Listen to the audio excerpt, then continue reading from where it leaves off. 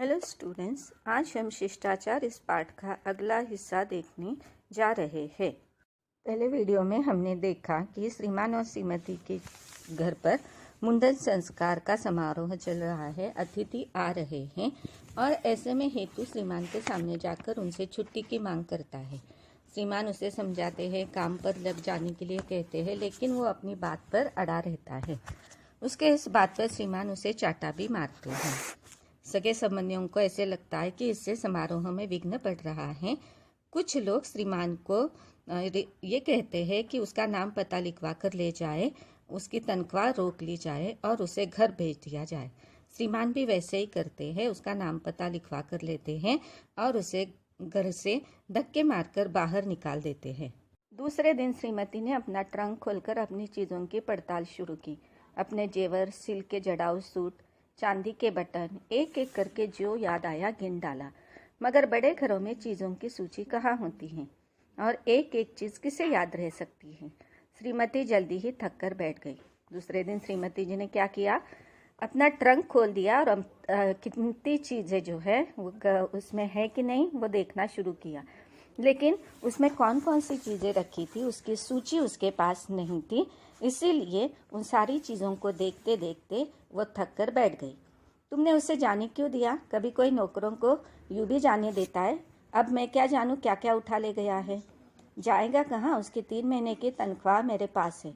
वाह जी, 150 की चीज़ के लिए गया तो 20 रुपये की तनख्वाह की वह चिंता करेगा। फिर वह अपने पति पर गुस्सा होती है और कहती है कि तुमने उसे ऐसे ही जाने क्यों दिया। अगर क्या क्या चीज़ें लेकर उठाकर लेकर चला गया है हमें क्या पता। उस पर श्रीमान कहते हैं वो कहीं नहीं जाएगा, उसके 3 महीने की तनख्वाह हमारे पास है। फिर श्रीमती जी कहती हैं 150 की चीज़ लेकर वो गया है, वो अपनी 20 रुपये की तनख्वाह की चिंता क्यों करेगा। तुम अपनी चीज़ों को अच्छी तरह देख लो। अगर कोई चीज़ भी गायब हुई तो मैं पुलिस में इत्तला कर दूंगा। मैंने उसका पता वता सब लिख लिया है। इस पर श्रीमान कहते हैं तुम अपनी चीज़ें है कि नहीं वो सिर्फ देख लो। अगर उसमें नहीं है, कुछ कम है तो मुझे बता दो, मैं पुलिस को इत्तला कर दूंगा। इत्तला यानी पुलिस को बता दूंगा मैंने उसका पता वता सब कुछ लिख लिया है। तुम समझे बैठे हो कि उसने तुम्हें पता ठीक लिखवाया होगा। श्रीमती जी कहती है कि तुम्हें ऐसा लगता है क्या कि उसने तुम्हें सही पता दिया होगा।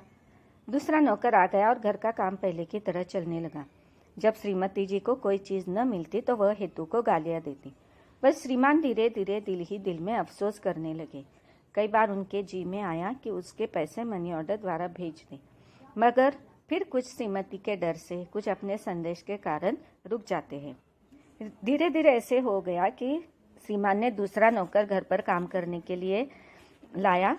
उससे काम शुरू हो गया। अगर श्रीमती जी को कोई चीज़ न मिलती तो वो उसे ऐसे लगता कि वो चीज़ हेतु लेकर गया है, इसीलिए वो उसे गालियाँ देती। लेकिन यहाँ पर श्रीमान जो है उन्हें अपने दिल में बहुत ही अफसोस था कि हेतु के 3 महीने की तनख्वाह उन्होंने उसे नहीं दी थी। कई बार उनको ऐसे लगता था कि उसके पैसे जो है वो मनी ऑर्डर द्वारा भेज दिए जाए, लेकिन कभी कभार श्रीमान जो है वो श्रीमती के डर से या कुछ अपने संदेश के कारण उन्होंने पैसे नहीं भेजे थे। एक दिन शाम का वक्त था। थके हुए श्रीमान दफ्तर से घर लौट रहे थे जब उनकी नज़र सड़क के पार एक धर्मशाला के सामने खड़े हुए हेतु पर पड़ गई। वही फटे पुराने कपड़े, वही शिथिल अरूप चेहरा। उन्हें पहचानने में देर नहीं लगी। झट से सड़क पार करके हेतु के सामने जा खड़े हुए और उसे कलाई से पकड़ लिया। एक दिन श्रीमान जो है वह दफ्तर से घर पर लौट रहे थे।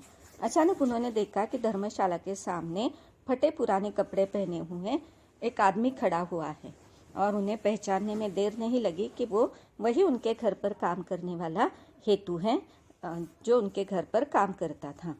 और उन्होंने झट से सड़क पार कर दी और जाकर हेतु के सामने खड़े हुए और उसकी कलाई पकड़ ली।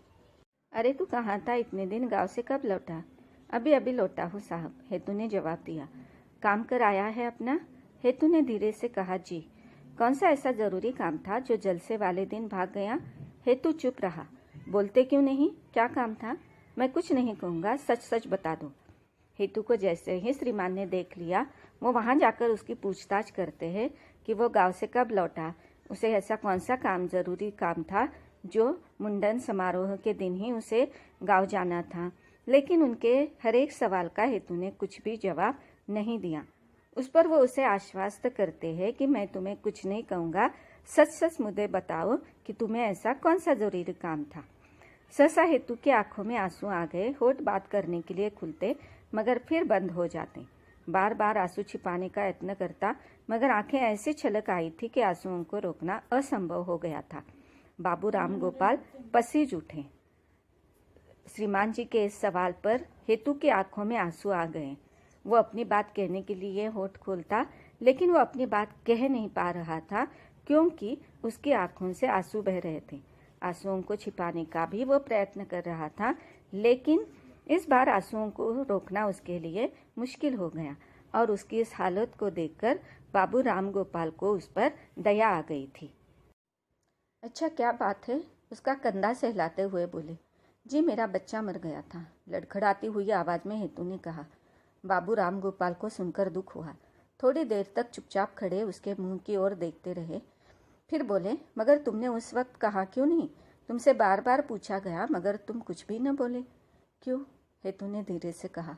जी वहाँ कैसे कहता, खुशी वाले घर में यह नहीं कहते, हमारे गांव में ऐसे बुरा मानते हैं। और श्रीमान स्तब्ध और हैरान उस उज्जड़ गवार के मुंह की ओर देखने लगे।